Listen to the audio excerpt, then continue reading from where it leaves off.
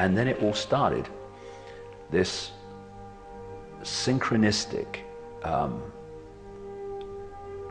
almost daily,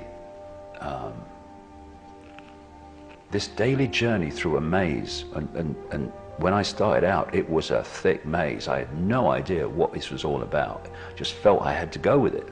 I didn't even know why I had to go with it. I just got to go with this.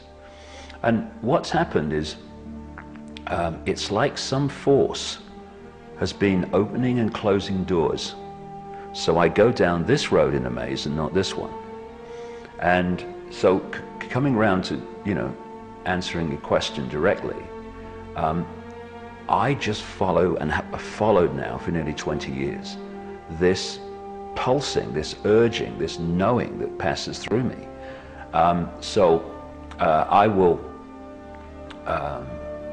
I edit my life on the basis of that. Will you go here? Don't feel to. Will you go here? Yeah, I feel, I'll be there.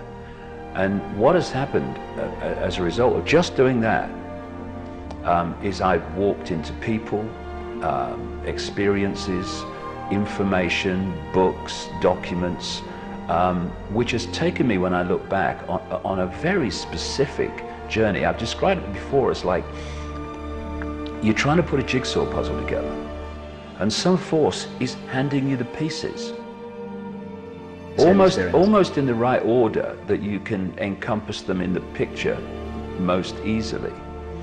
And so, first of all, in the early years of the 90s, and through to about 1996, all the synchronicity was about the 5 sense level of this conspiracy.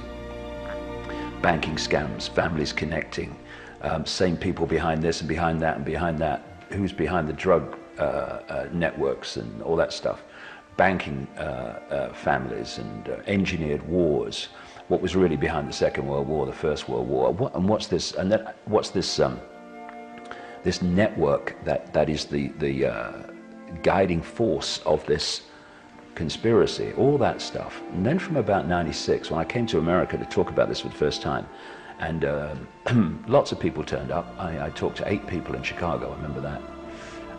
It was that was what you might call an expeditionary 3 months, because I was talking to myself most of the time. But I was picking up information as I passed around, and what started then from 96 onwards was the next stage of this, which is these families that I'd learned so much about in the years before, were actually connected to some non-human race or entities, for which they were basically fronting up an agenda within this 5 sense reality. That's when I went into the whole reptilian stuff. And of course, the synchronicity of my life and my journey, personal journey, and my communication of information are fundamentally connected, because part of my massive part of my life is, as I've been learning more and more, my personal journey has been clearing out my own body computer programming, so that I can access higher and higher levels of consciousness. Of course, everyone's got the opportunity to do that, and many people are doing it now. So I've had great challenges in my life at the same time as doing the information to break this up. And break these programs up. And one of the biggest ones happened in 1991, when I started talking about what was happening to me. And of course, I was a well-known television presenter in Britain, so there was monumental ridicule of a kind that few people can actually have experienced. I mean, I would walk down the street and be laughed at by most of the people in the street for like 2-3 years. A comedian only had to say my name, no joke necessary, get a laugh. What I was just going to say, the reason I bring this up is about the synchronicity of my life. It's because from 96, when I started going to the reptilian stuff, because I'd been through that mass ridicule in the early 1990s, it had cleared me out of the key thing that most people live in, the prison that most people live in, which is the fear of what other people think. Therefore, to me, coming out from the late 90s about the reptilian stuff was not a problem, because the level of ridicule could not be greater than what is before.